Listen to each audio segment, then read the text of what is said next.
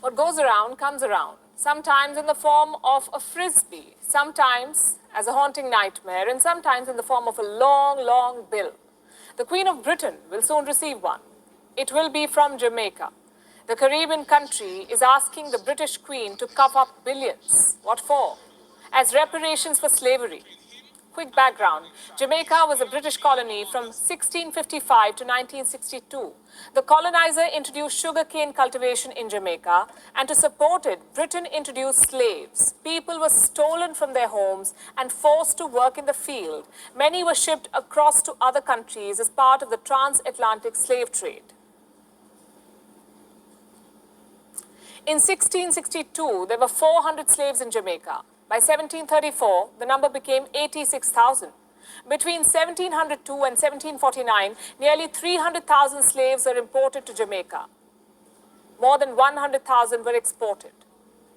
It was only in the year 1807 that the British Parliament abolished slave trade, and it abolished slavery in 1837. By then, Britain had abducted and enslaved at least 12.5 million people. 12.5 million people enslaved. Many of them were Jamaicans. In 1833, Britain paid off 46,000 British slave owners. They were given 20 million pounds, almost 40% of that time's annual budget. What was this money for? To compensate for the quote-unquote loss of human property. What about these human properties themselves? What did the government give them? Forget compensation. Did Imperial Britain even offer an apology to the slaves and their families?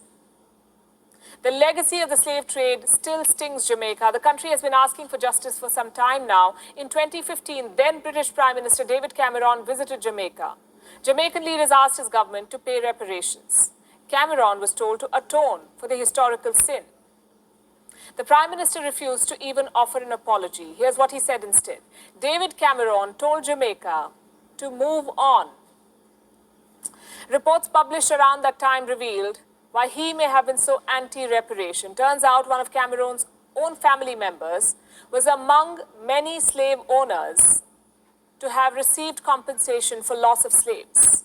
Jamaica did not give up its fight for justice, though. The Culture Minister recently said, and I'm quoting, "We are especially pleased to announce that we have made further steps in our strides towards seeking reparatory justice for the victims and descendants of the transatlantic slave trade. The petition is being presented to the Queen of the UK and or the government of the UK." Now, we don't know how much Jamaica is asking for exactly, but here's what we can tell you. Britain has a history of denying reparation. In 2014, a coalition of 15 Caribbean countries presented a compensation plan to the UK. They wanted reparation for slave trade.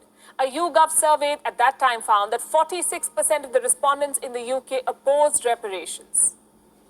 What about the government? The Foreign and Commonwealth Office said reparations are, quote-unquote, not the answer for the legacy of slave trade. May I then ask, what is? What's the answer for the legacy of slave trade?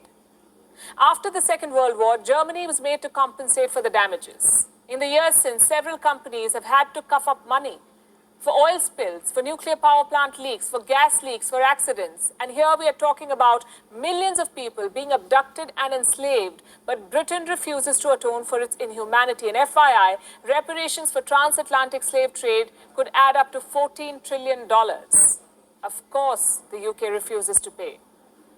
Just like it refuses to return stolen goods, be it India's Kohinoor or Ethiopia's manuscripts. Treasures from British colonies decorate the crown and its properties today. They hang on the walls of its museums and palaces, and the UK sees nothing wrong with any of this. It feels no shame or the moral obligation to at least be apologetic, to at least apologize for its historic plunders. Today, Jamaica is setting a trend. It is asking for compensation for historical wrongs. Compensation it is entitled to. Compensation that 54 Commonwealth nations are also entitled to. The Great Britain ruled them all, looted them all.